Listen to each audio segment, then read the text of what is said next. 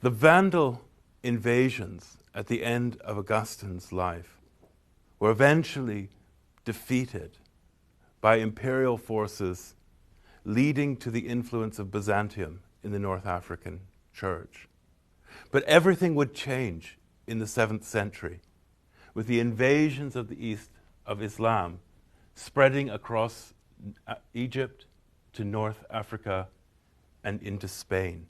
The establishment of Islamic culture in North Africa was extraordinary, seen here in the Mosque of Kairouan from the 7th century, which would be extended in the 9th century with the oldest minaret in the world, located in Tunisia. And it was at Kairouan that you have the production of the famous Blue Quran. The riches of Egypt were great, and Islam began to expand in Syria and Iraq. It was only natural that attention would be turned to the land of the Nile. In 639, Egypt was invaded, only 7 years after the death of Muhammad. And in 640, the Arabs moved both into the south and along the north towards Alexandria, which was captured in 641. The Christians of Egypt, as we know, were divided between the Chalcedonian minority, mostly around Alexandria, which were under Byzantine protection, and the much larger Coptic community.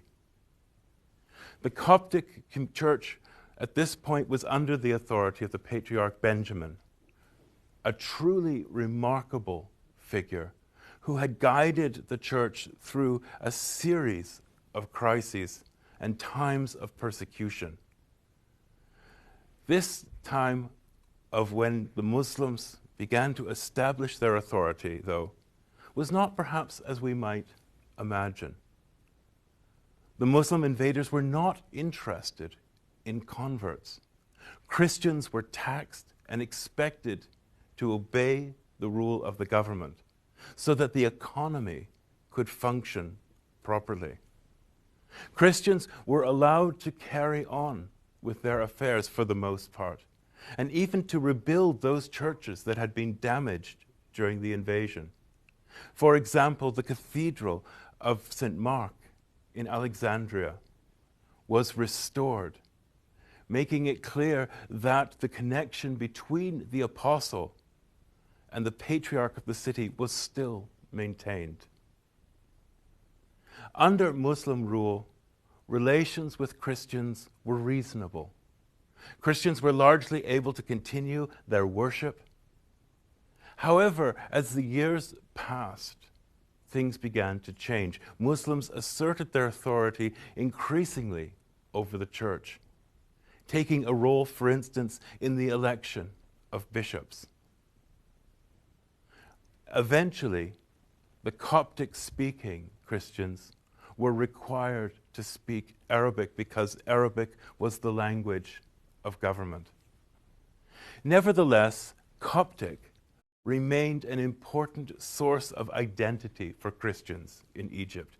And above all, it was the role of the monasteries that preserved Christian culture under Muslim rule. In North Africa, however, events were equally tumultuous.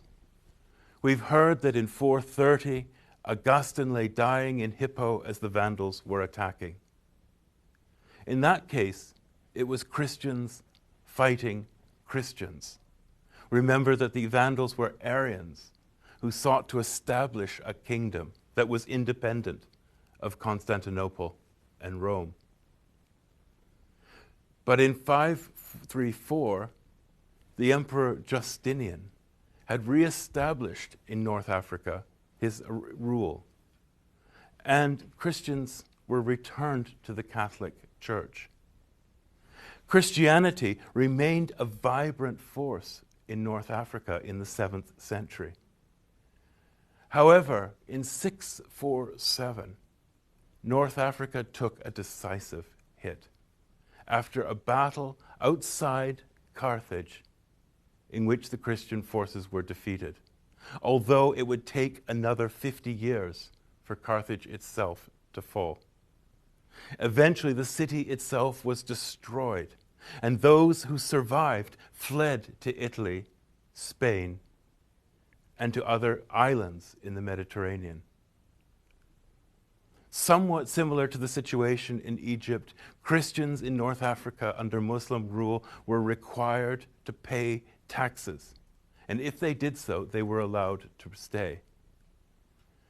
Christian society, however, was much diminished after the invasion because the elite and best educated left.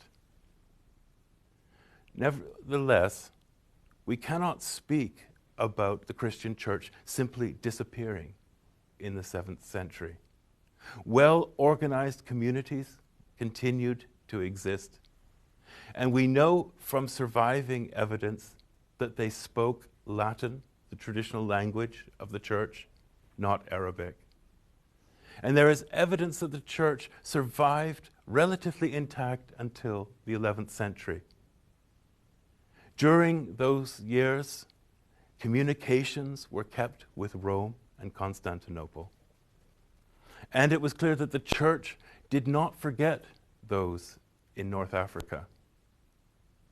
But by the 12th century, things began to change. Whereas in Egypt and Syria, Christian communities, the Christian church remained strong. In North Africa, by a slow process of diminishing, it began to disappear. So that by this time, the church that had been the church of Tertullian, Cyprian, and Augustine was no more.